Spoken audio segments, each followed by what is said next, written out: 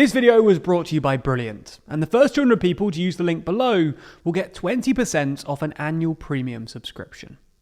The war in Ukraine has definitely shaken up the prevailing European order. European leaders have implemented policies and sanctions that were simply inconceivable before the war, from sanctions on Russia's central bank and individuals through to the suspension of Nord Stream 2 and Russia's suspension from SWIFT. Yet these moves are just the beginning. For one, European leaders have announced that they have the intention to collectively rearm, a tectonic shift in European history. So we thought it would be a good idea to do a video unpacking exactly what leaders have announced, and if this is really the start of a true European army. Before we begin, currently only about a quarter of you are subscribed to the channel. So never miss a thing in this difficult time by subscribing and joining the TLDR gang. The idea of a European army, or something to that effect, has a long history. It was first dreamed up back in the 1950s after World War II, and after the Korean War, fought between the Soviet-backed communist North Korea and the US-backed capitalist South Korea, America decided that West Germany needed to be rearmed to avoid a similar conflict with its eastern counterpart. The obvious option here was for West Germany to join NATO, but that would have involved West Germany having its own army. For obvious reasons, the French weren't too keen on this. So instead, in 1952, America and the French government proposed the European Defence Community via the Treaty of Paris, which would have combined the armies of all of the members of the European Coal and Steel Community: France, West Germany, Italy, Belgium, the Netherlands and Luxembourg into one supranational command, with the intention of forming a political union in the future.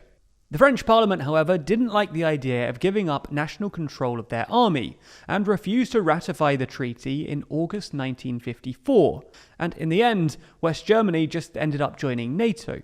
In the 1960s, though, Charles de Gaulle tried to reform the European Economic Community into a security alliance of sorts, in large part because he didn't think that European and American interests always aligned. As such, de Gaulle took France out of NATO's command structure in 1966, contradicted America by taking a pro-Arab stance in the 1967 Arab-Israeli War, and then twice vetoed Britain's application to the EEC, knowing that Britain would never sign up to his European security project. Unfortunately for de Gaulle, though, other EEC members preferred their American security umbrella in the form of NATO, and as such, his plans failed and ended up falling by the wayside for a number of decades. In recent years, though, the idea has had a resurgence, and the most vocal proponent of an exclusive European security arrangement has been, yet again, the French president, but this time Emmanuel Macron. Like de Gaulle, Macron believes that European and American security interests too often diverge, and saw Trump-era policies as a major strategic difference. In 2018, on a visit to the former Western Front to mark the centenary of the World War I armistice, Macron stressed that Europeans cannot be protected without a true European army. Since then, Macron has consistently called for a bolstered European defence, under the buzzword strategic autonomy from NATO. In 2019, Macron went one further, describing NATO as brain-dead in a now infamous interview with The Economist. So why hasn't Europe united militarily yet? Well, Macron has come up against the same problems that plagued Auriol with the Treaty of Paris in 1952, and de Gaulle in the 1960s. Firstly, NATO.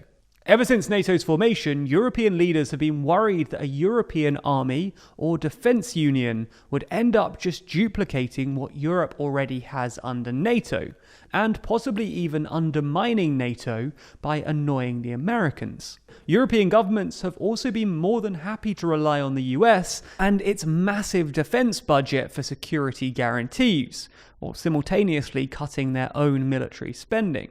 Then comes the politics.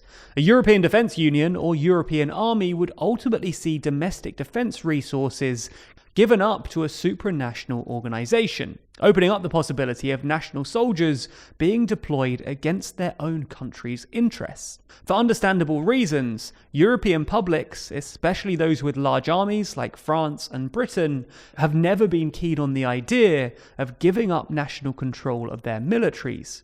As we saw in the Brexit referendum, being seen to hand over even partial control of your national army is not always a vote winner.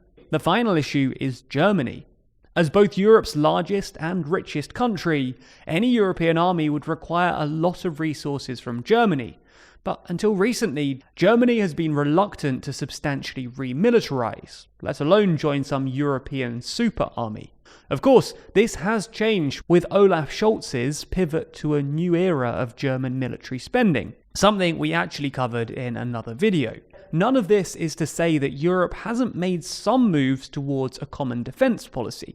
Europe has occasionally dabbled with independent security, from the Western European Union through the Petersburg talks and the Berlin Plus agreement, culminating with the Common Security and Defense Policy, which is still in place today. The CSDP, in the European Commission's own words, offers a framework for cooperation between EU member states, within which the EU can conduct operational missions with the aim of peacekeeping and strengthening international security in third countries by relying on civil and military assets provided by EU member states.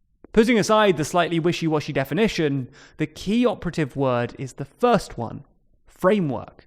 As a framework, the CSDP doesn't actively or legally bind EU militaries, just lets them discuss it.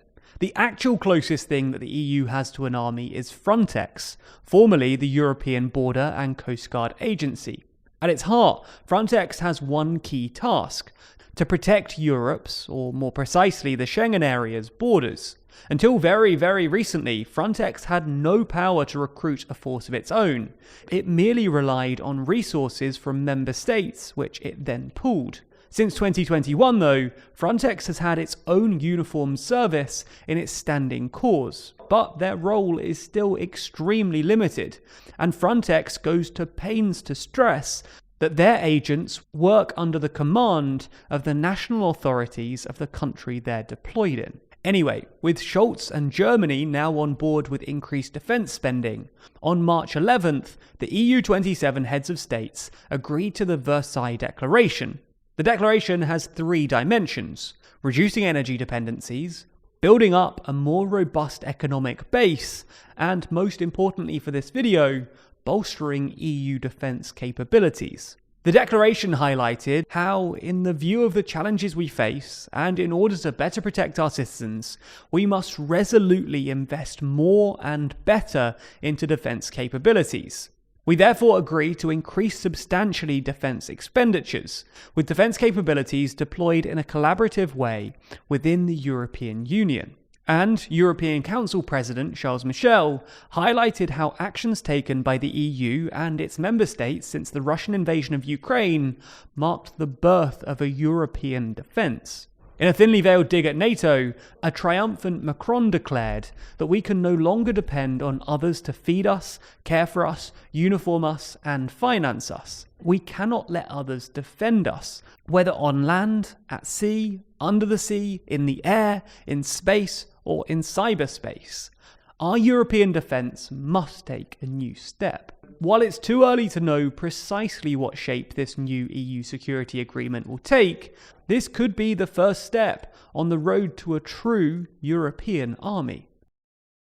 Brilliant is an online STEM learning platform that turns complex subjects into fun and interactive experiences. I actually did a computer science degree, and I've loved exploring Brilliant to refresh my skills, as well as learning new ones to help with my current job, like their superb statistics courses. But you don't need any kind of background in STEM. If you just want to spend a bit of time building your skills, then you can do it right away, with no long boring lectures like the ones I had to sit through.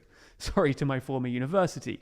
Instead, you can learn through interactive games and puzzles, the kind of thing you actually want to do. There's something at all levels too, with more advanced courses on things like neural networks and even quantum computing. just pick a course that you're interested in and get started. They're all designed by award-winning instructors and built upon the principle of active learning, so you're gaining STEM knowledge by actually doing it.